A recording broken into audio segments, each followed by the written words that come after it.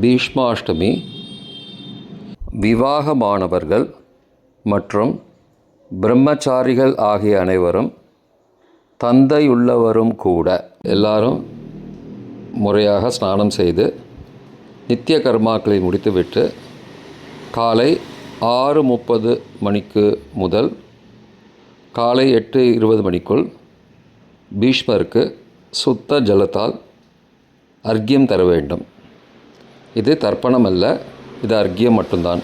கிழக்கு பக்கமாக அமர்ந்து கொண்டு பீஷ்மாஷ்டமி புண்ணியகாலே பீஷ்ம தர்ப்பணம் கரிஷ்யே என்று சங்கல்பம் செய்து கொண்டு பூணலை நிவீதியாக, அதாவது மாலையாக போட்டுக்கொண்டு சுத்த ஜலத்தால் எள்ளு கலக்காமல் 2 கைகள் நிறைய ஜலம் எடுத்துக்கொண்டு கீழ்கண்ட ஸ்லோகம் சொல்லி பீஷ்மருக்கு அர்க்கியம் தர வேண்டும்.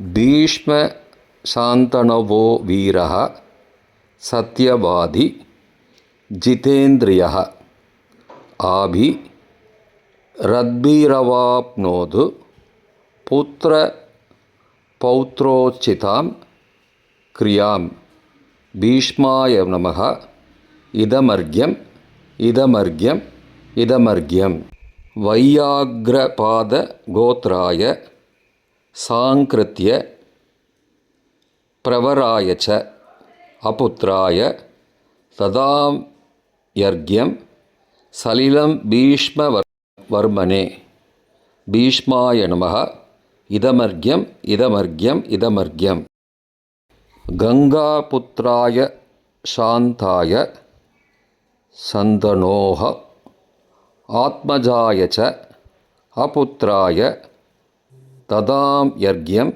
சலிலம் பீஷ்மவர்மனே பீஷ்மாய நமः இதமர்க்யம் அனேன அர்க்யப்பிரதானேன பீஷ்ம பிரியதாம்.